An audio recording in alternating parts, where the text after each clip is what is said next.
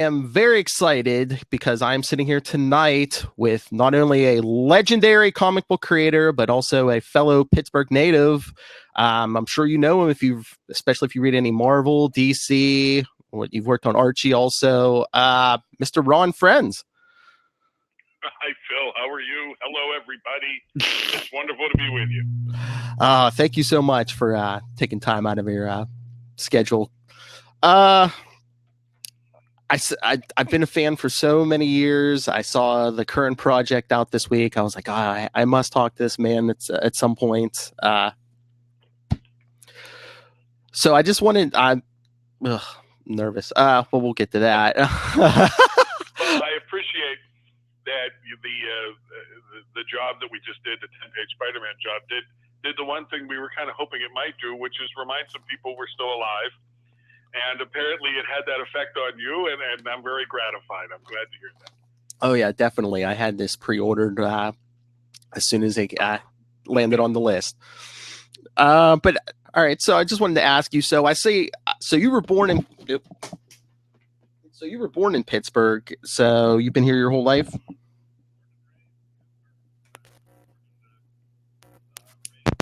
Hills. I grew up out on Gas Road in the North Hills, and I'm just now living in Bellevue, which is all of 11 minutes from there or something. So I've been living in Bellevue for like 30 years now, just north of the city of Pittsburgh. That's awesome. And did you know when did you first realize? When did you know that you were going to be an artist? Well, no. Let's see. I don't remember a time when I didn't draw. Okay. My dad was a paper salesman.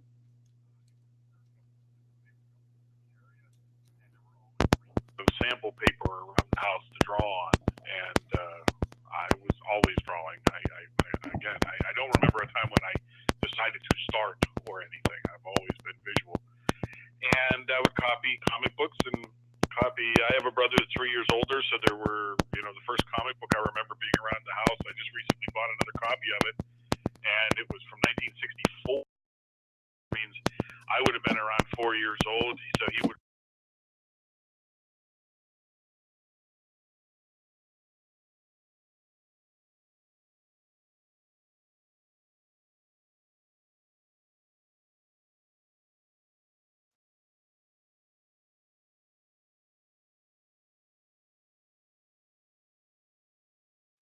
Always immersed in it. I discovered Marvel probably in the late 60s, 66, 67, around the time that the Marvel superhero cartoons were syndicated on like Bozo's Big Top here in this area. Huh. And I think that's how I discovered Iron Man and SpiderMan from the cartoons, and then started catching up with the books and noticing the books on the racks, and started to become more of a Marvel fan and a SpiderMan fan in particular. I knew from very early on, if you asked the 6 or 7 year old Ron Frenz what he wanted to do when he grew up, it was, I want to grow up, I want to work for Marvel Comics, and I want to draw the Amazing Spider-Man. Is Spider-Man so I was able to make choices early on to kind of help get me there, which meant in high school to go to a VOTech for half a day every day for junior and senior year. I did it. Had a terrific instructor there. Through that, I won a half scholarship to the Art Institute of Pittsburgh, and that helped me because I had the teacher at the VOTech made me realize that if I didn't get a job in comics, I was bottlenecking myself because that's all I was drawing. And I started to pay more attention to everything else, to design and life drawing. And at the 2 years at the Art Institute, I kind of put my comics ambitions aside to try to become a better, well-rounded illustrator so that I could hopefully get a job in illustration. My hope of working in comics. Jim Shooter, who's also a Pittsburgh native, was doing a shop appearance at a local comic shop that's still here in one form or another. It's in a different location, but Ides Comics. It's now Ides Entertainment thing, but in the strip. But at the time he was appearing, I went and I took some samples down. My friends were very supportive and told me if I didn't, they'd kill me. Showed him samples. He took Xeroxes with him, and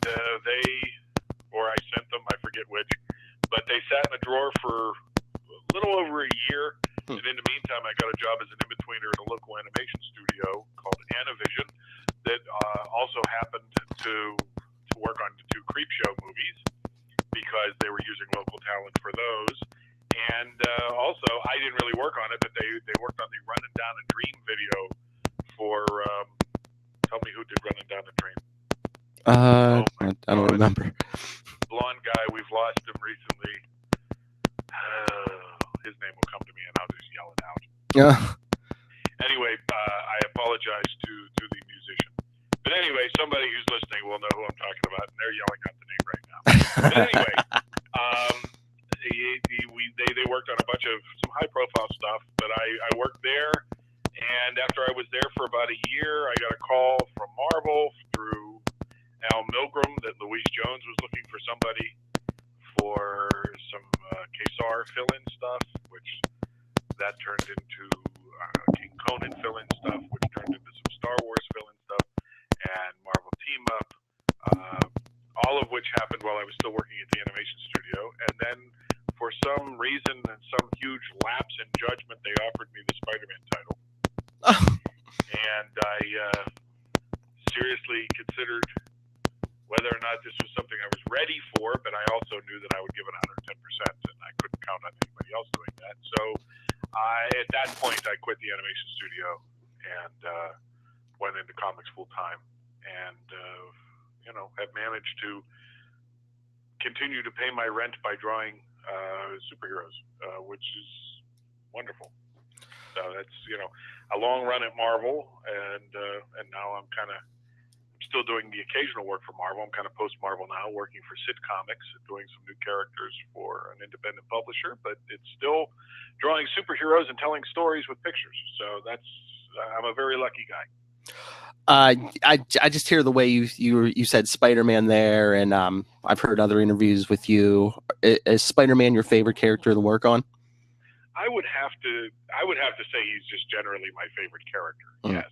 I mean, as far as working on characters, any character I'm working on, it kind of becomes a love affair. You find it really is kind of a relationship because you look for the things in that character that you relate to the most, that you can identify with and that you can connect with, so that you can do the best job on that character. I did that with Thor, and I've done it with Thunderstrike and SpiderGirl and any other book that I worked on for any period of time. Hopefully, in my case, most of those situations were with Tom DeFalco, and we have these long, serious discussions that grown men should not be having about fictitious characters, about who these people are and how they feel about things, and some of us gets reflected in that, and people we know get reflected in that, but and relationships we've had get reflected in that, but yeah, somebody just recently asked me to do a commission of my favorite hero with my favorite villain. That's almost impossible to do. If that person is listening, I'm doing Thunderstrike versus Blood Axe, but that's just because there were too many to choose from. Because my favorite hero, if you put a gun to my cat's head, I'd probably have to say Spider-Man. But I couldn't pick a favorite villain. That's ludicrous. I mean, you like a bunch of different characters for a lot of different reasons, that kind of thing. So. Is Spider-Man maybe like the most relatable out of everyone you've worked on now? I think that has a lot to do with everybody's love affair with Spider-Man. I mean, depending on when you jumped on board. I mean, Peter Parker is everyman. More so than almost any other character. He could be you. Mm-hmm. So yes, I would say that's absolutely true. Sure. And I mean, just working with Mr. DeFalco. I mean, you've done a lot of. You've done a lot of Spider-Man work, but I mean, some classic stuff too. Because I mean, I know everyone says Secret Wars 8 is the first appearance of the black costume, but you actually drew the first appearance. Incorrect. That's right. Yes. If you're talking sequentially, then they are incorrect. Yes. Amazing Spider-Man 252. That's right, and the Marvel Team Up that came out the same month. It came I think it was a week or so later, but I think he was already wearing it Team Up because it was the quick story I'll tell you about that is that we were getting this back in the age of snail mail. This was back in 80 something. What was Secret Wars? Is the 80? Yeah, I think, yeah. And so it was before the internet, all this kind of stuff. The word had gotten out that Spider-Man was going to get a new costume, and almost universally the response was, "Why? He's got like the greatest costume in comics. Why would you do that, you crazy people?" And that was just me saying that. I mean, so a lot of people were saying that. When I got the first, I got Xeroxes of a drawing by Mike Zeck of the costume. I thought it was a new villain. And I read the plot and went, "What the heck are they doing?" And so anyway, it was one of those things where it was going to be introduced in 252, but we were getting, like, in anticipation of it, we were getting a lot of negative mail. So at one point, Jim Shooter came into Tom DeFalco's office and said, "We got to get rid of this in 253. Bring it in 252, get rid of it in 253. And DeFalco argued logically and passionately that you can't get rid of it in the Amazing title before he gets it in Secret Wars. Yes. Okay, because 252 came out the same month as Secret Wars #1. So everybody was supposed to read Secret Wars to find out how all these changes to their characters happened. So by the time you got to issue 8, Spider-Man had to keep the costume at least 8 or 9 issues, to keep it in people's minds. You can't get rid of it before he gets it. Yes. In Secret Wars. And Shooter bowed to that logic and said, "Okay, but the issue after, the issue that comes out the month after Secret Wars where he gets it, we're going to get rid of it." And Tom agreed to that. And if you look at the release dates of the issues, that's basically when he went to Fantastic Four and found out it was alive and dumped it the first time. Was the month after he got it in Secret Wars 8. But by then, everybody had seen it, and 7 months down the road, we were getting snail mail that everybody loved it. So it was crazy. So that's why we decided to have the Black Cat make a cloth version, and we'd switch back and forth, and it got very confusing. There were a couple of issues, I have to admit. There were a couple of issues where I was told to draw him in the black suit for like half the issue, and then the red and blue in another half, and things would get screwed up, and the editor would have to ask for art changes. There was one sequence in particular where Joe Rubenstein had to ink him in the red and blue suit when I had penciled him in the black suit. It was a scene with Pete at the apartment watching TV, that kind of thing. And he had to draw in the detail for the red and blue suit because something got screwed up between the plots, and the editor caught it in time when the artwork was coming in. And of course, we were running Amazing Spider-Man, Spectacular Spider-Man, and then a little later we were doing Web of Spider-Man as well. And we were trying to get, week-to-week continuity between the books. So if we were picking up a story and somebody didn't do their due diligence, a penciler might be told he's in the wrong suit. So it got a little crazy there for a while before they decided to do what they did with Venom, and we didn't have to worry about it anymore. I mean, yeah, just that whole thing with them wanting to get rid of that black suit right away, and I even heard an interview. I was just listening to it today. It was with Howard Mackey, and he was talking about how some of the people in sales didn't want that 90s Ghost Rider series. They wanted to cancel it before it even came out. And once again, Mr. Tom DeFalco stepped in and said, no, we're going to do this. And I mean, how popular that was.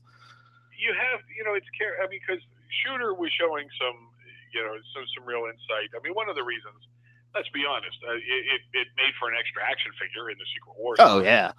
And he was looking for visual differences to sell Secret Wars, the Fantastic Four came back with She-Hulk, and Hulk came back with a broken leg, and Spider-Man came back with a new costume, and all these little visual differences that people could, 1 month their guys disappear at the end of an issue, and then they come back looking completely different. Wow, that's cool. How did that happen? And you read the 12-issue Secret Wars series, and it all made a lot of sense. But yeah, believe me, at the time, nobody was trigger happy about this new suit. Nobody wanted to do anything that was going to be a big bomb, So everybody was a little concerned about it. Tom DeFalco actually remembers there being some creative people that weren't interested in having their names associated with it initially. No. But you know, of course, once it did premiere and once it was a hit, that was not a problem, of course. So. I mean, things were things back then. It seemed like the more like they wanted to keep things the status quo. These days, it almost seems like they want to try to shake stuff up every couple months to say, "Hey, we could get more books out. You know, sell more books." Phil, I'll be honest with you. These days, it's like nobody's paying attention to how anybody draws any character. It's amazing to me that I don't know why it is. I guess it's because with the movies and the cartoons and all that different media, that nobody's all that worried about what a character looks like 1 month to the next. But it's incredible to me, some of the different versions, the freedom that illustrators are given to draw Spider-Man however they feel like it, you know, that kind of thing. That was not the case back in the 80s and early 90s. You know, we were working on IPs that, you know, were being licensed to different people, and Marvel was keeping a fairly firm hand on how the characters were being portrayed and certainly how they were being shown. I mean, I actually got a chance to work on one of the Marvel style guides with John Romita Sr. was taking care of. He was running herd on everybody, and he apparently suggested me, which was a great honor. And I got to work on, you know, I got to work on turnarounds and on shots of the characters that would, you know, go out to potential licensors to be used for T-shirts and posters and all kinds of stuff. And so it was a watermark for me in my career that I had successfully absorbed the Marvel style. Let's put it that way. Because I mean, I had indoctrinated myself in it because it was what made Marvel and what had fascinated me about it was. I mean, I still remember my first small views of what Marvel was and how different it was, and we're talking like visiting my oldest brother in college and there being some reprints around that had some Captain America reprint stories from the Tales of Suspense stuff by Kirby and Giacoya, like the Origin of the Red Skull and things like that. Oh yeah, it was so different from the DC stuff we were reading. Because I was a huge Nick Cardy fan on Aquaman and a Kurt Swan fan on Superman, and whoever the guys that were doing Batman at the time. You know, I mean, it was a bunch of different guys, Shelley Moldoff and Irv Novick and Chick Stone and a bunch of different guys were doing Batman. But when you compare that really solid, wonderful stuff to Kirby or Steranko or Ditko, it's, you know, it was a different vibe. It was a very different thing, and it just felt different and cool and I guess more adult in some way. You know, I guess I don't know. But it's hard to describe. But I do remember those moments of seeing that and feeling. There were a couple issues of X-Men that Steranko did that I got a hold of that my brother in college had actually sent me. It wasn't something that I normally read, and it was just this whole different take on comics and storytelling and everything that was just really fascinating. I was trying to do my homework, and I see, you know, you got thanked at the, you know, in the credits of some of these big Marvel movies, especially Avengers Endgame, because I mean, for those not aware, I mean, it was you and Mr. DeFalco who had the issue of Thor where Captain America picked up that hammer for the first time, correct? I would bet you that is not why we got to thank you. You know, but I mean, there was certainly some inspiration there too. No, well, that's very possible. I can't speak to exactly why it happened, but my guess would be, because we also got to thank you at the end of Ant-Man and Ant-Man in the Wasp. And the reason for that is when they were making the movie and they decided to do the generational thing with Hank Pym and Scott Lang, somebody said in the comics, and thank God they think like this, in the comics, does Hank Pym have a daughter? And somebody Googled it and said, yeah, she got a daughter in a series called A Next. They did a daughter named Hope. And so they used that name. And that's why we got to thank you on Ant-Man and Ant-Man and the Wasp. Now, my guess is on Avengers Endgame, we got to thank you because Hope appears in Endgame. And they basically, I think at the end of Endgame, they just pretty much thanked everybody that they had thanked in all the other movies because everybody appears in that film, that kind of thing. So that would be my guess. I don't know. There's a possibility it has something to do with that because we were the first ones to do that. Brett Breeding was the first person to kind of go after Beta Ray Bill, was kind of the first ones to go, well, what if we're opening up the whosoever part that it could be other people, that certainly Steve Rogers would be worthy. And, he brought that up in a discussion, and Tom DeFalco couldn't find any reason why that wouldn't be the case. Although in true DeFalco fashion, we kind of hedged our bets, So Tom always likes to have things happen and then challenge the reader as to why it happened, how it happened, whether it was situational, whether Thor was calling Mjolnir at the same time, that kind of thing. Oh, yeah, because didn't he do that with Eric Masterson? Yes. Yeah. He made it even more obvious with Eric. Yes. That might have had something to do with it. That poor Eric on his own wasn't necessarily worthy to wield Mjolnir. But there also is the case that he was only trying to wield it to save Thor. So, a lot of these things could be situational. So I don't know. But, yeah. And, of course, the scene as it was portrayed in the movie was a lot closer to the Stuart Immonen shot of him holding it up and saying, Avengers Assemble, that kind of thing. So, but I don't believe Stewart's name appears on the credits. So I don't know what any of that means, to tell you the truth. We also, and some of that stuff can be a little weird because, we also got to thank you credit on a couple of episodes of Agents of S.H.I.E.L.D. Because they were using like every S.H.I.E.L.D. agent, and to their credit, they used the comics as source material. Yeah. And they did an Agent 33, and they actually called her Kara, and we had done an Agent 33 in a Hercules miniseries named Kara Lynn Palamas, and they never used the last name. Ours was a blonde, and theirs was a brunette. It was a completely different character. But we were included in the special thanks for those episodes that she appeared on, that kind of thing. So, it can be something as silly as, it's not like we invented the number 33, So sometimes it's nice that they're doing it. It's nice that they're making the effort.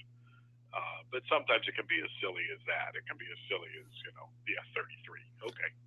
I've talked to other creators before, so and just the way you're talking too, I'm assuming the movie side never gets a hold of you, and I'm just like, why don't they ever do that? I guess maybe it's business things and contracts and stuff, but I'm just like, why wouldn't you go to these people who are creating your source material? You have access to them. I think in extreme cases they do. I got the impression that Jim Starlin has a pretty decent relationship with Marvel, with the Marvel movie guys at this point. That I don't know whether they called him and asked him questions. I know they read the source material. Oh yeah. But whether or not they called and asked him questions, I can't speak to that. But he certainly has no complaints about how he was treated by the Marvel movie people. So I think they do. And it's nice that they respect the source material as much as they do. Because I grew up in the 70s when they had a SpiderMan live-action TV series. Jonah Jameson had a black secretary. At the same time, he had a black secretary in the comics named Glory Grant, and they just didn't name her Glory Grant. That kind of thing. And when we were sitting there scratching our head, a bunch of us in high school, we actually wrote a letter to Stan Lee and just kind of said, "What the heck's with that?" Yeah. But back then, people were embarrassed of the source material. Now you have generations after generations of people who grew up on these comics, who are now producing these films, who understand that it is a new mythology, that it's it's every bit as legitimate a storytelling medium as anything else. Back then we didn't have that. We had Kenneth Johnson picking the Hulk out of a stack of other characters because it was the least offensive to him, and telling his own version of within each of us oft times there dwells a mighty raging fury, and doing a wonderful job of it. But yeah, I mean it's a different world now, and of course with CGI that's opened the door for them to actually accurately translate these films. So yeah, I think they see the moneymaker it is now. Oh sure. But no, we were talking about the whole Thor hammer thing. Again, I want to compliment you and Mr. DeFalco. You two actually got me into Thor. I'm glad. As it was a kid, I was like, oh, I don't know if I'm into this, the thee and thou, and the very the flourish on the speech. But then once Eric Masterson took Thor's place for a while, I was like, oh wait, I got to pick up this Thor book. This looks pretty good. I'm happy to hear that. And I've stuck with Thor ever since. But it was that's one of the reasons we gave it a shot. Mm-hmm. Well, got you at least one. Got them at least one more lifetime Thor reader. Well, I've actually heard that from a few people, and it's always gratifying to hear because the character is terrific. Mm-hmm. It's a wonderful character, and they've built dialogue all kinds of different ways now, so it's not as steadfastly as Shakespearean as it always used to be. Yeah, but they even slowly lost it in the movies, and that's pretty much everybody's entree into the Marvel characters these days. But no, it was one of the things Tom and I were doing. We had introduced Eric Masterson because we wanted Thor to have a human identity, mm-hmm. real physical ties to mankind, and so the idea of having him take over completely was something that kind of grew out of that, and it kind of grew out of the idea that when the series was originally gestating and in the early issues of the book, Don Blake became Thor, and it was actually a few years before they told the story or came up with the idea of Odin punishing Thor mm-hmm. and sending him to Earth as Don Blake. I mean, for the first years of the strip, Don Blake was a guy who got the power of Thor. Oh, yeah. And he would go to Asgard and talk to Odin and all this kind of stuff, but it was, it wasn't until they explained it that you didn't know it was just a separate guy who now happened to have the power of Thor. So we thought, it's interesting. Nobody ever played with that knowing that was the case. you know? So we decided to let's give that a shot for a while. People liked Eric at that point. We were gratified that nobody burned the place down because we had created Eric and made him Thor's alter ego. So, there seemed to be enough fondness for Eric to take the shot.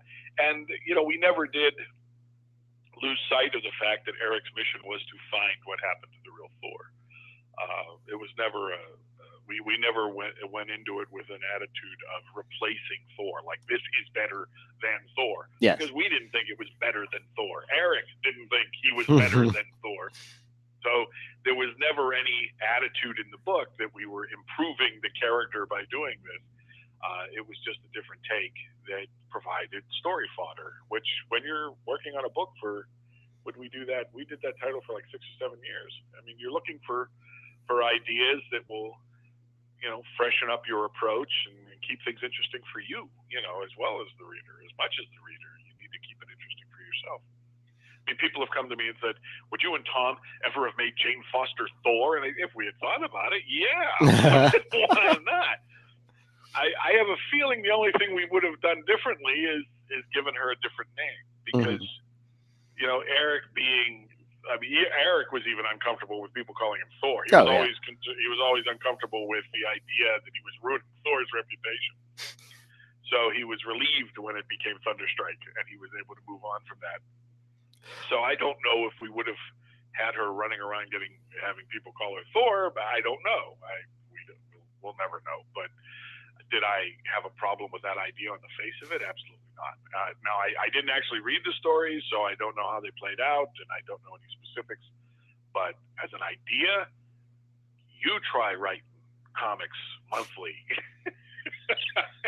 and see if you don't bite at a good idea and try to make something out of it. You know? And it must have been a great idea because, I mean, I'm sure the numbers were good because that's why they went with the Thunderstrike book, correct?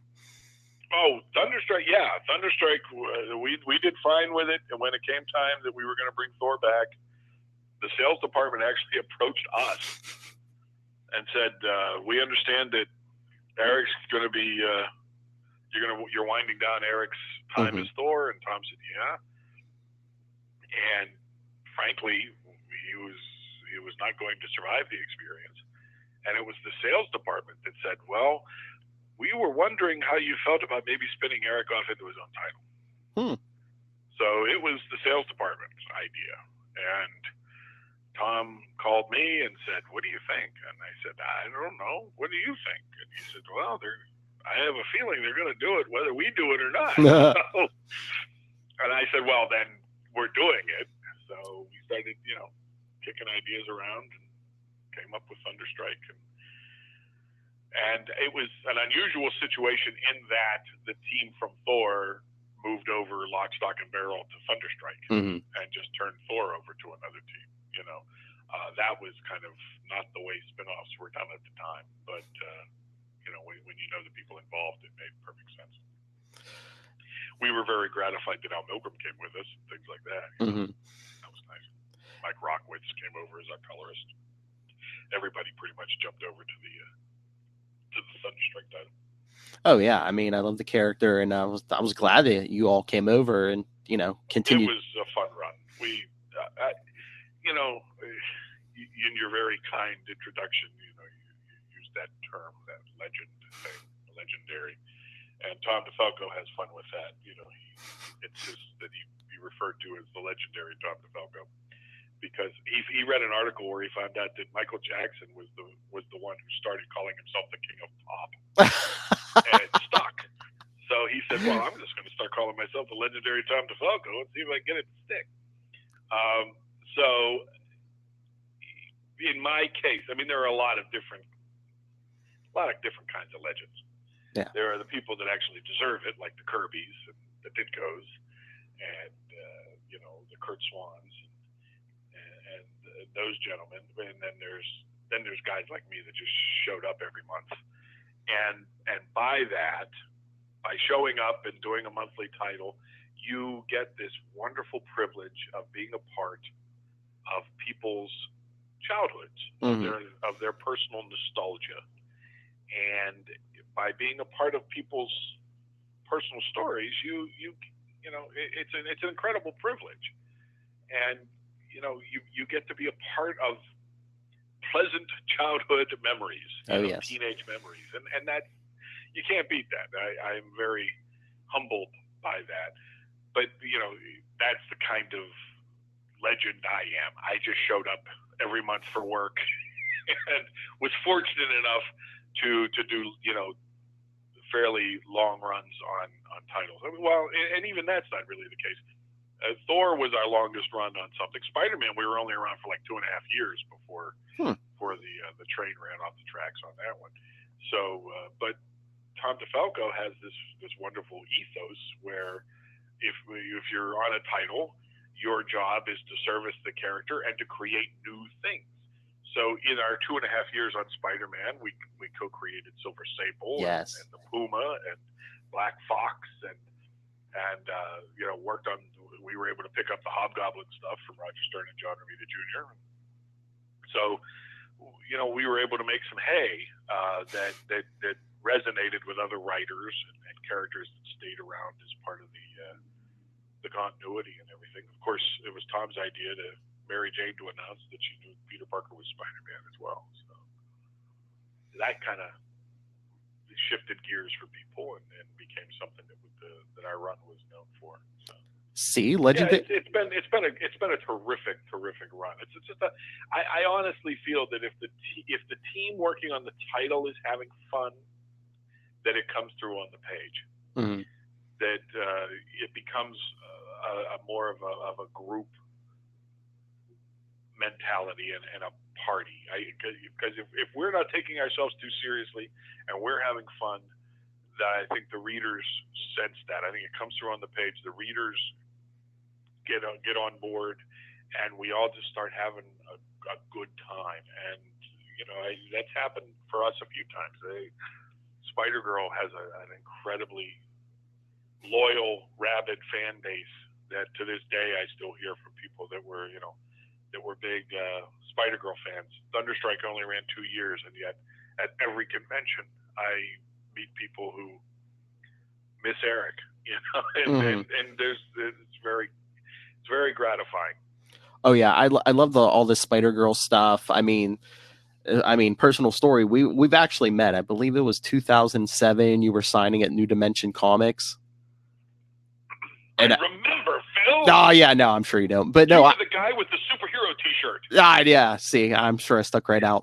No, yeah, I was very nervous before I did any of this podcasting or anything, and I was just like, and you were very nice and signed the the New Dimension. What is that? The recreation of the cover of Amazing Spider-Man 252, and I told you. Oh, geez, with Todd and his nephew on it. Yes. Okay, sure. Yeah, and I told you how much I love Spider-Girl, and I was, and I heard all the rumors, that I was always up for like cancellation, and what can we do to help? Oh, yeah. And you basically just said, yeah, get out there, get online, tell everyone just get the word out there. We have the smartest fans on the planet, because when it came to SpiderGirl, they didn't write to Marvel and bitch. They wrote to the retailers and explained to the retailers that this book has a fan following. You're leaving money on the table if you don't carry it. Mm-hmm.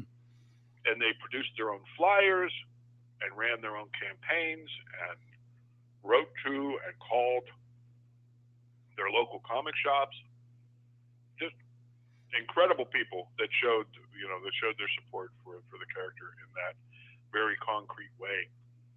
And there's no denying that it helped keep the book in circulation. The thing with SpiderGirl, as far as it defying cancellation, and again, the fans played no small part in that, but there's this thing with sales departments where when a book debuts, they create this flow chart that says, okay, it sold this much on issue number 1. It'll do this on 2. And they do this arc. They do this little arc thing that goes up slightly and then it goes down. And upon your debut, they're happy to tell you that you're probably going to go like 12 or 13 issues. And the quote unquote problem with SpiderGirl was it held steady. We had a straight line, and the sales department never knew what to do. So every time it got to the point where they had predicted our cancellation, they saw that our sales were holding steady and said, okay, you're not canceled. And, and they say, in another 6 issues you will be. And then they got 6 issues down the road and we were still holding steady. Occasionally we would even blip up, and that really freaked them out, kind of thing. So it was a wild ride, because we rarely. I mean, a lot of what was happening. It's a credit to Tom DeFalco as a writer, because a lot of what was happening was we were getting 6 issues at a time, or a year at a time, or something, as far as reprieves. At one point they told us the digests that they were doing for a while were selling incredibly well through Scholastic books clubs.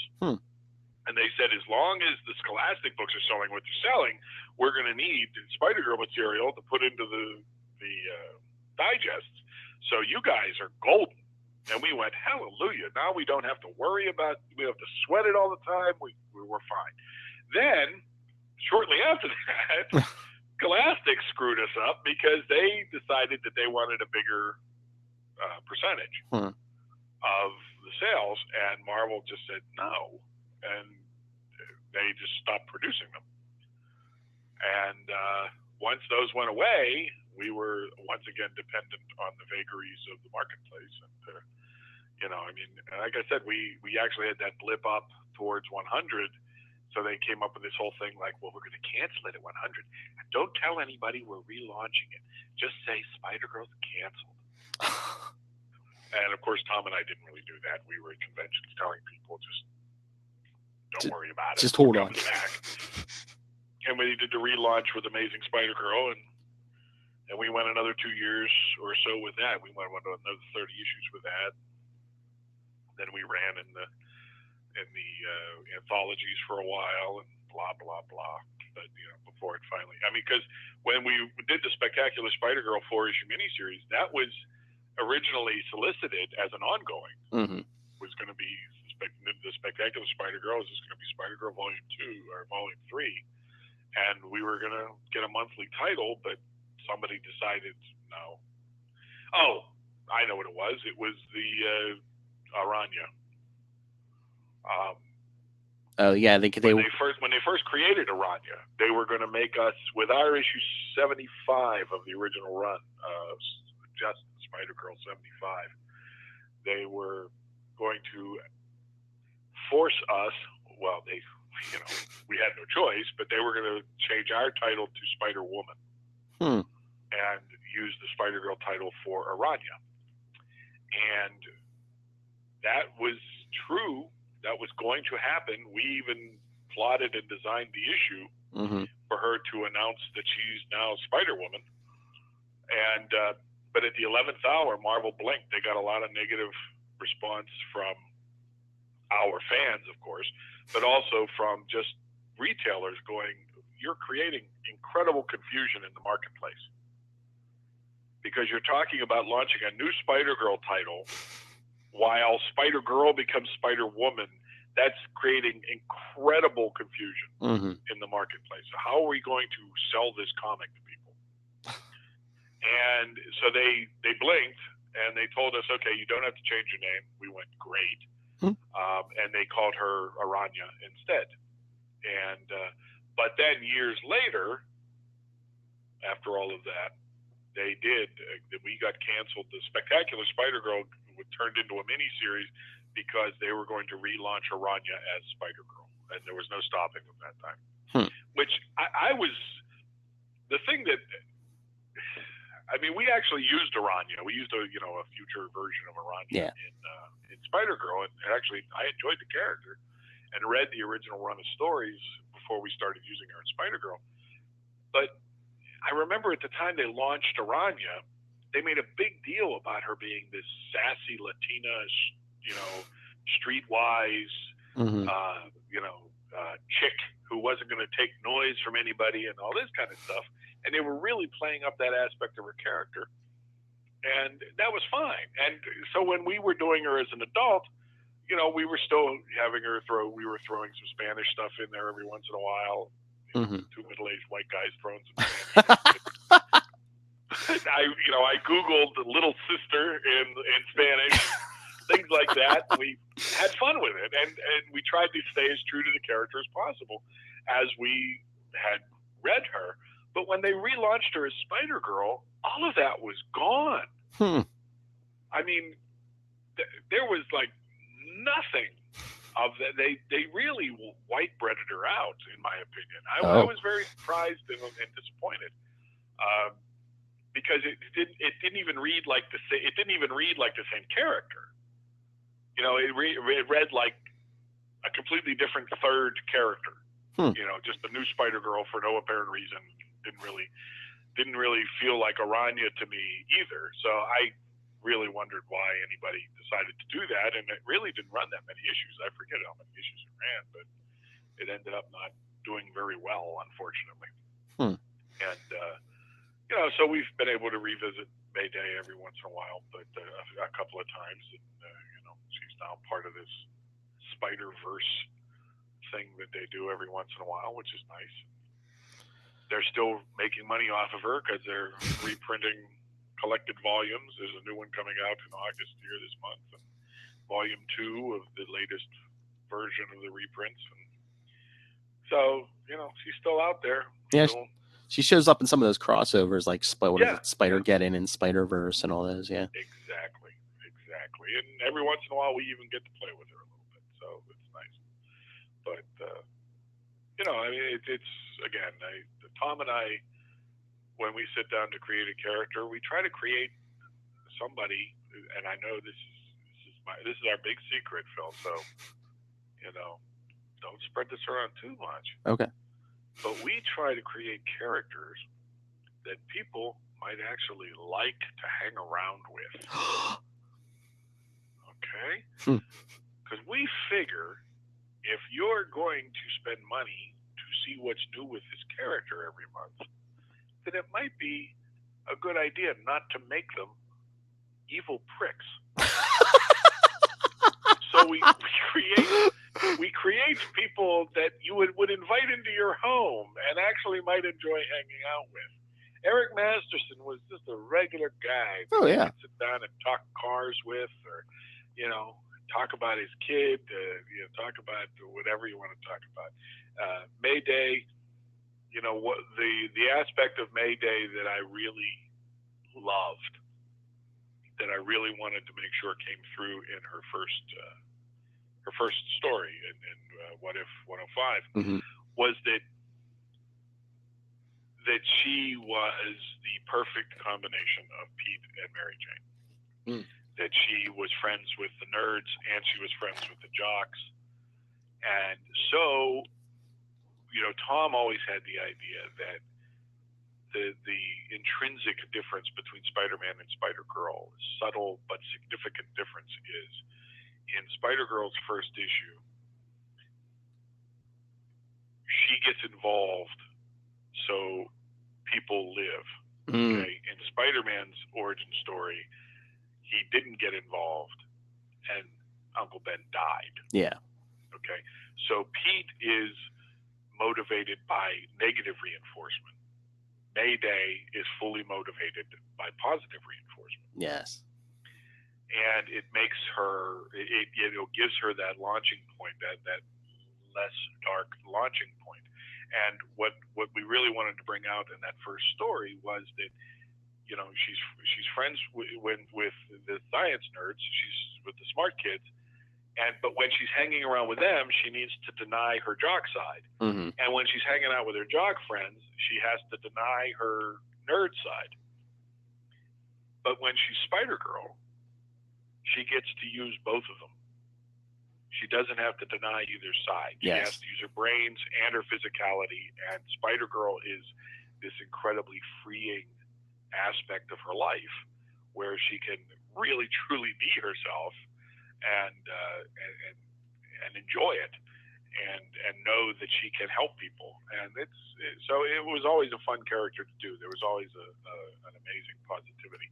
As dark as some of the stories got with some of the stuff that Tom DeFalco and Pat Olive did and everything, they did some wonderful, wonderful stories that really put Mayday through the ringer. And I was part of that myself. We kind of put Mayday through the ringer a few times, but she is a positive character in that way. That she is a force for positivity and a force for life. And that how can you not like that? I think a lot of the people that have responded positively to her, it's been for that reason. I mean, that's what I think is missing out of a lot of the modern comics. It's just, it seems like now everyone, Marvel and DC, it's just like there's so many characters have to have like a dead relative or something, to like spur them to become a hero. And it's just like, well, what happened to the days where people just got powers and were like, hey, I'm just going to go out there and do the right thing? I completely agree with you. These were always adolescent wish fulfillment in the way that you want to believe that if you had powers like that. This brings up one of my pet peeves. And in fact, I may do this on my Facebook page, but I'll open it to your listeners. When was the first time that with great power must also come great responsibility was misquoted as with great power comes great responsibility? Because there is a subtle but hugely significant difference in that. Now, even Stan made the mistake. So, It's not like anybody. It's not like I'm blaming, people, or I'm going to, run them up the flagpole or anything. But I've become curious as to when the first time was, either in a comic or in other media, that it was misquoted. Now, I remember back in the old days of Foom. Okay. Oh yeah. There was there were these coins you could get. You could either wear them as necklaces or you could put them in these little coin stand things. And they did one of Spider-Man and the Fantastic Four and the Hulk and Conan, of all people. And on the backs were portraits with a saying. And Conan's was like, barbarism is the natural state of mankind and barbarism must ultimately triumph, which was, oh, isn't that wonderful. Hulk's was, within each of us oft times there dwells a mighty raging fury. But Spider-Man's was, with great power comes great responsibility. Now, for those who aren't getting what I'm saying, the difference is the story of Spider-Man, that first origin story of Spider-Man, is about the fact that with great power must also come great responsibility, because he had the power, he did not show responsibility, he let the thief escape, and the thief ended up killing his Uncle Ben. So he had the power, but didn't show the responsibility. Plenty of people, they're called the supervillains, and of course plenty of people in real life have incredible power and don't wield it responsibly. Oh yeah. So with great power comes great responsibility. No. You have to bring the responsibility. So that's why it really does matter to say with great power must also come great responsibility. But my question is, when was the first time somebody did it wrong? I remember there were two Spider-Man albums, one that was like a radio play, and I think they get it wrong in that.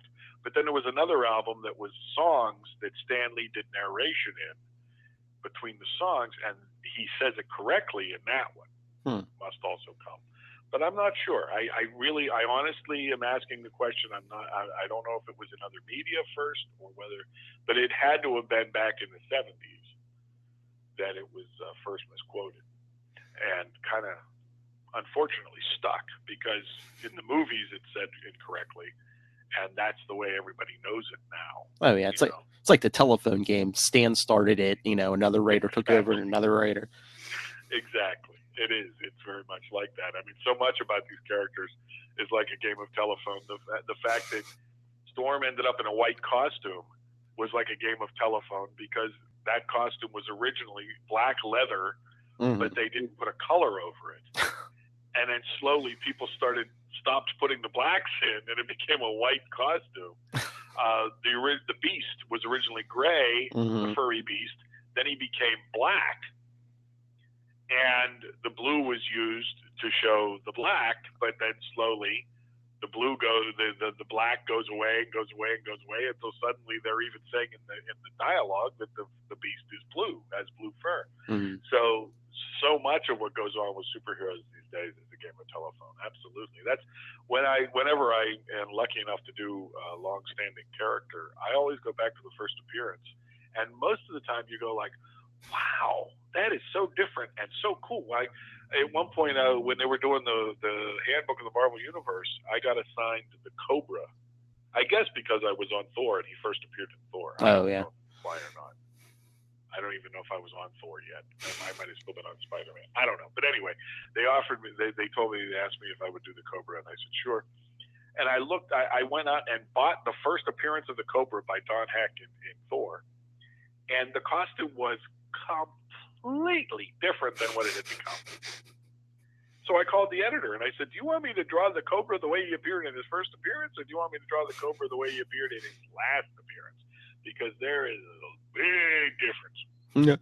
And they said, go with the first appearance. And I went, okie dokie. But it was very, very different. And then that's happened with, so many characters along the way. But that's why it's always fun when you have an assignment, you're going to do a character.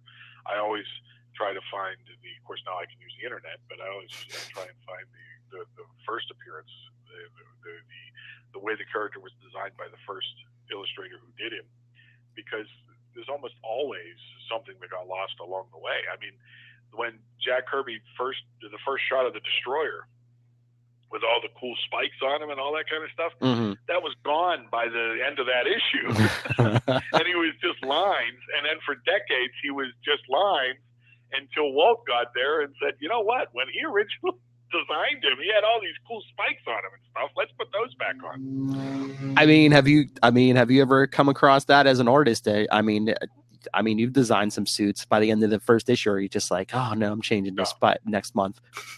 No, because I tend to take that into account when I design suits. When I design characters, I tend to deal in shapes rather than lines, and I try to keep them to a level where, part of designing them is understanding that you're going to be drawing them a lot. So, don't make it ridiculously difficult for yourself. I've worked on projects over at DC. I was doing layouts for DC for a while, a few years back, for some of the younger artists, just to kind of spare them the moment of having to stare at the blank page. So they were sending plots to some of us veteran guys, and we were doing little thumbnails for the storytelling thumbnails for the artists, and they were sending me this reference like for a device. It was like some kind of a weird wheel device that would have all the mystical characters trapped on it, and it was, sucking their mystical energy out of them or something like that, using it as some kind of a power source. And they sent me this design that was like something that would have been designed for a movie. And it was designed in a computer, so it was way too complicated to draw. And it was huge. It was too big. It was too unwieldy for the storytelling, because the writer was then asking for this person who's trapped on the wheel to be talking to this person who's trapped on the wheel, and all this kind of jazz. And you're going like, but there's nowhere I can position the camera to get them both in the shot, because this thing is as big as a state, that kind of thing.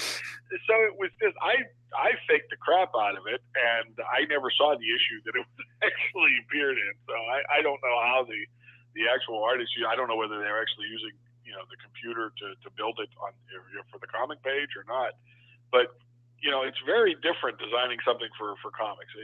You have to, you slowly become aware of how things work in comics. And, it's wonderful to have, Kirby tech is one thing, but, to design something that would look wonderful in a movie, but that somebody needs to draw in more than one panel, let's not be ridiculous about this, guys. We're not movies, we're comics. We have to be more concerned with the storytelling than if you can spend a week on a beautiful double page splash, but if it has 4 captions in it, the reader is going to spend the time it takes to read those 4 captions before he turns the page. So a lot of the time you spent on that page, if you spent more time on the detail than you did on the actual storytelling, then you wasted that time, is basically what I'm saying. I'm not saying people should blow off double page splashes at all. I'm saying you have to balance the storytelling against the ridiculous detail, because the eye is only going to recognize a certain amount of that detail. So, so when you talk about, if you're a current comics enthusiast and you think the detail is all, but you also think Jack Kirby never used detail, one, I would say you need to go back and look at some of the best Kirby stuff. And 2, Kirby had the knack for storytelling. He gave you every bit as much detail as you needed to turn that page and go, oh man, is that cool? And then move on, that kind of thing. So it's a balancing act. It really is. Well, that's I wanted to ask you about about Superman over at DC, because I don't know, is it just a coincidence? But it seems like they bring you in when characters are like go through like a big change, like Spider-Man on the black costume. You were on Thor for a while, but eventually they brought in Eric Masterson, and then with Superman, you were there for the whole electric power change. Yeah. Yes, it's a coincidence. Okay. It just kept happening to me. Now they did use my design for the Electric Blue Superman. Oh. But what they did with that is when they decided how his powers were going to change and that it was going to be a containment suit, they left it open to all 4 or 5 of the, well, if you count anchors, 8 or 9 of the Superman creative people to take a shot at designing the new look. Mm-hmm. And I was, relatively new to the title. I wasn't planning on doing anything, but after finishing up my pages for the day, I decided I had kind of an idea, so I'd take a run at it. And I did, and they picked mine. I think because I was, 2 reasons. One, I played with the S symbol, so it was something that the sales department could really kind of, hang that on. You could show the new S, and it showed that there was something new and different going on. That was one reason. The other reason was mine was monochromatic. Mine was just blue, and they had been looking for years to Glenn Whitmore, the colorist, had for years been suggesting doing Superman Red, Superman Blue again. From the old imaginary tale. And so that's something that was in the back of people's minds. So when they saw that mine was all blue, they said, well, that would be the perfect opportunity to do a version of it that's all red. So those were the 2 reasons I think that they actually picked my design. And I was gratified. I thought it was a strong design. I mean, a lot of people say, I like the design. It wasn't Superman. And I completely agree. It wasn't Superman. It was something completely different. And, a couple of the other guys, when they said containment suit, they took it a little too literally and made it look more mechanical and things like that. I was not interested in doing that. I was interested in doing something like, okay, if I were going to create an electromagnetic character, what would be a cool way to go with it? And I had some fun with it. I mean, he still had the S curl, but it went up off his forehead instead of on his forehead. Goofy stuff like that. Whenever you saw a picture of Superman, a civilian would always go, why does he have blue hair? So I said, well, that'd be cool. Let's give him blue hair. Everybody always says he has blue hair anyway. Let's give him blue hair. So I was just having fun with some of those elements. Superman was already a character who had been around for how many decades, but when you're designing like a new suit for Superman or you're designing a brand new character, like how long does it differ? Like how long does the process take you? It takes as long as it takes. I've spent long development time on certain characters, and on other stuff. It's just been, there were a couple of passes at Superman that had a little bit more of a mechanical feel, or more of a containment suit feel that I didn't like, and it was all getting me to the color scheme and everything. Each step took me a little closer to the color scheme. And once I got the idea of doing the S as a lightning bolt, everything else was kind of designed around that. But yeah, it's ludicrous. I mean, you're only able to do it because it's not going to be forever. Yeah. No matter what the publisher tells you, because we were told again with Superman, same as we were with SpiderGirl, it's like, well, just tell people this is Superman now. And of course, it's, if it lasts 2 years, fine. If it even goes that far, that kind of thing. It's silliness, but I mean, if somebody actually tasked me with redesigning Superman in some way that was going to be permanent, why? That's insane. I would say, you know what, find somebody else, because that's a stupid idea. So yes, I mean, you've probably, have you drawn most of the Marvel and DC characters at this point? I guess to one degree or another, sure. Yeah, I mean, I've done Batman for print in different books. I did an issue of Green Lantern that had Batman in it. Batman cameoed a few times in Superman, and he showed up in the wedding issue and things like that. So, yeah. So if I've handled Batman, other characters like Flash, Green Lantern have shown up. So yeah, at least as cameos and stuff, I've gotten to handle a large cross section of the different characters. Sure. Like if you got offered a monthly book of your, like you could choose any monthly book, would it be back to Spider-Man or Spider-Girl, or would you like to tackle somebody else?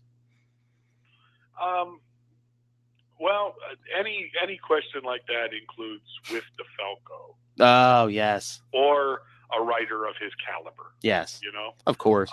Because I would really only be interested in doing it if it were with the Falco or Roger Stern, or writers of that caliber, of that sensibility. More so than caliber. It's unfair to say caliber. Not that they're not the top of the field, in my opinion, but there are a lot of writers that are top of the field, but have a different idea of what makes a hero and what makes a solid story. Mm-hmm. But yeah, I don't know. I do see what's being done currently, and it's not my cup of tea. It doesn't appeal to me personally. I'm not saying anybody is wrong for enjoying it, because that's great. Knock yourself out. But the way comics are written these days, the way they're paced, and the way a lot of the mentality and the thinking behind it, as far as the 7-year story arcs by certain writers, or even the 6 to 12 issue story arcs, but these things like that some of the writers are doing now, where they sow the seeds in a mini series somewhere, and it's 7 years later it comes to fruition in a book. And there's nobody's got time for that. I know, especially in this modern market. I'm like, they expect people to wait around for like 2 years for like a payoff on something. Yes, I mean it's the same thing. Like when I see people talking about certain movies, and go, well, I'm gonna have to see it like 2 or 3 more times before I decide if I like it or not. What the hell are you talking about? Yeah. If you sat down, you watched the movie, you take some time to process it, but you either liked it or you didn't like it. Oh yeah. To do it the favor of watching it another 2 or 3 times to decide if you liked it or not is way more effort than modern pop culture entertainment requires. Oh yeah. And with what they're charging for a comic book now, I don't think they're serving their audience well. Anytime I read a modern comic, I feel like you get like 2 or 3 scenes, and it's like, what is that? Yeah, they're writing for those trades. I'm really enjoying working for Sid Comics right now is he's doing these binge books, where where we're hoping to get to a bi-monthly schedule at some point here, once we get regular distribution nailed down and everything. Mm-hmm. But the idea of the book is it's basically 3 times as long as a standard comic. I mean, there's 3 chapters that are being released digitally as separate chapters, but each of them is like 19 or 20 or 21 pages. Mm-hmm. So each binge book is $3.99 for what is basically 3 issues of anybody else's comic book. So you're getting a complete story arc. Yeah. And I think that's a terrific approach, given what's going on right now. I mean, you get a lot of story. And frankly, just the 10-page story that Tom and I did, we got 10 pages in the back of a one-shot, and Tom came up with a terrific idea to build upon, which which for me took us back to the core of the Spider-Man character. I mean, the Spider-Man character has been through so much between him being Dr. Octopus for a while and forming Parker Industries, and then Pete comes back and he's running Parker Industries, and then he runs it into the ground and Parker Industries, and he's over in Japan, and he's got a spider car, and he's got all millions of dollars, and they turned him into Tony Stark for a while, and on and on and on. And, as far back as he's a clone, or he's the Spider-Verse, and there's all these other Spider-Men running around. And what we wanted to do for our 10 pages was get back to Peter Parker, get back to who Peter Parker is, and what makes Peter Parker tick. Oh, yeah. And I think we succeeded in telling a nice little 10-page story that takes you right back to why he puts on this stupid costume and does this every night. Mm-hmm. And there is no spider cave, and there is no spider-mobile, and there's no fortune, and there's no butler, and there's no sidekick.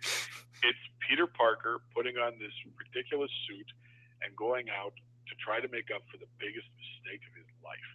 Mm-hmm. And there's still, although I don't believe guilt is the only motivation. I believe that he feels it, and I believe that whether he's married to a supermodel, or whether he's an Avenger, or whether he is, teaming up with a different character every month in a Marvel team-up style book, I believe Peter Parker is a very lonely guy. Yeah, because he's carrying this himself. He can't share this. He can never adequately describe to Mary Jane what it feels like to have made this mistake and to live with it. But yeah, I mean, the 10-page story in the back is great. It's Sensational Spider-Man Self-Improvement #1 came out this week. I mean, if I would give that 10-page story to anyone, if anyone says, we'll explain Spider-Man to me, I'd be like, here, read this. Thank you. I appreciate that, because that's kind of what we were going for, was, kind of getting back to now that Spider-Man is back to basics in the regular titles. We were given a window to tell a story about, who we think Pete is and why we think Pete does what he does. Basically, every time Tom and I sit down to tell a story about any character, we would like it to include who they are and why they do what they do. Oh, yeah. I mean, that should be the grist of almost every story you ever tell. And Tom is a terrific craft writer. Oh, yeah. And anytime we sit down to discuss a story, if we're going to discuss a Captain America story, then it's got to be specifically a Captain America story. If it's going to be a Spider-Man story, it's a Spider-Man story. If it's a Thunderstrike story, it can't be any other character would not function in the story the same way. Mm-hmm. It's not like we had this idea for Thunderstrike and we didn't get a chance to do it in Thunderstrike, so we just did it in SpiderGirl. That would never happen with us, because the stories are geared specifically to the characters, and I think they always should be. So that's the way we approach it. I was going to say, yeah. I mean, I know anytime I sit down with a Falco Frenz product, I know I'm going to be I'm in for a good read. Well, you'll either like it or you won't, but hopefully you won't be bored. Oh, no, never. That's the other thing. As Tom likes to say, we want some hoo-ha. Hoo-ha action. Oh, yeah. It's always there. Well, thank you. I'm glad. Even in the 10 pages, I had fun with the scene where the guy has him point blank range with a semi-automatic pistol, and he still couldn't shoot Spider-Man. It was the point blank range in a very confined space. Yes. And he still couldn't hit Spider-Man. And that's part of Spider-Man. The spider sense and that kind of agility is a big part of the character. Oh, yeah. All right. Well, I think that's everything I had for you. But thank you so much again. Like you were talking about, thank you for all the nostalgia and the great childhood memories you and Tom created for me. So it's been my pleasure. I can't tell you if you enjoyed it, that's wonderful. Yes. But I can pretty much guarantee that I enjoyed it every bit as much. So we're a symbiotic organism here, because I wouldn't exist without you, and I'm glad that you've been sharing in the fun we've been having. So that's terrific to know, and it's always my pleasure to sit and chat. So I thank you very much for being interested in talking to me, and have enjoyed it very much. Thank you. Well, thank you. And before you leave, again, tell everybody what you're working on, where they can find you online and stuff. Okay, you can check out sitcomics.net. It's SITCOMICS.net. It's a new line of books, that are coming out digitally, but also in print.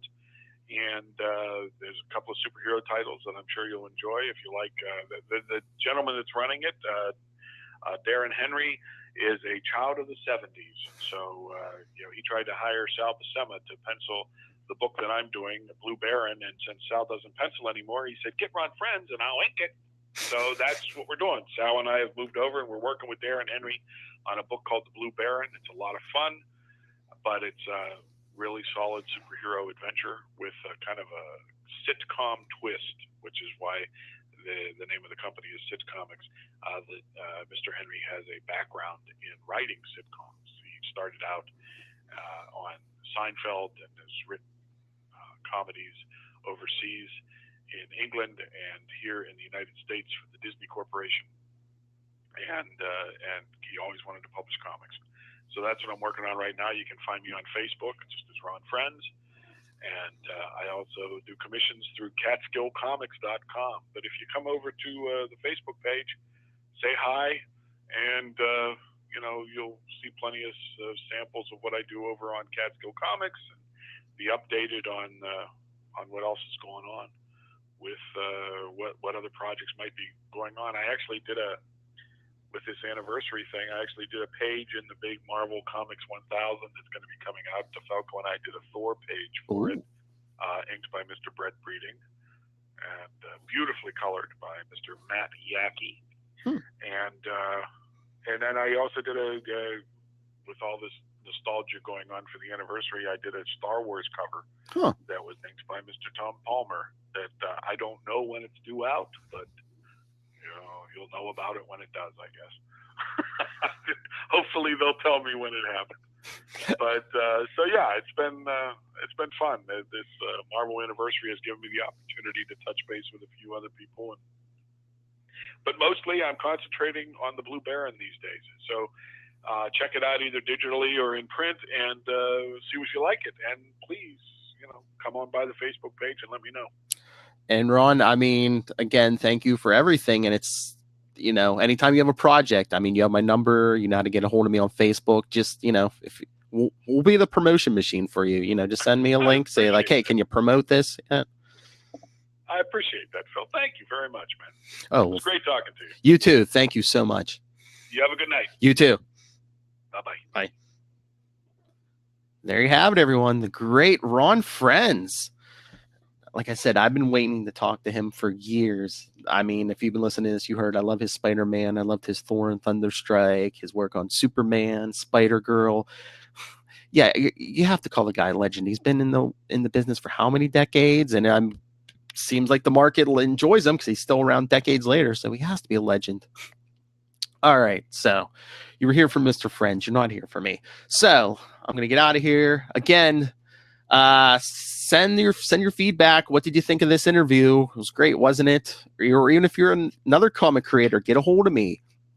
I love talking to comic creators. I love the ins and outs of the business. I'm a reader. I'd like to hear what happens on the creative side. So fans, creators, email me, capesandlunatics@gmail.com. Follow Capes and Lunatics on Facebook, facebook.com/capesandlunatics, @CapesLunatics, and @CL Sidekicks on Twitter. That's right, we have 2 podcasts. Follow Capes and Lunatics on Instagram. We have a website, still work in progress, capesandlunatics.org. Subscribe to our YouTube channel. You can watch the video of all of our episodes. Subscribe to our weekly newsletter. It'll tell you everything we have coming out that week, capesandlunatics.home.blog. We even have a voicemail, 614-382-2737. That's 614-38-CAPES. And we stream live here on GetVocal, VOKL.com. So many places to find us. And again, thank you, Mr. Ron Frenz. Thank you for your time for this interview. And thank you for being you and Mr. Tom DeFalco being a huge part of my childhood. Thank you and good night.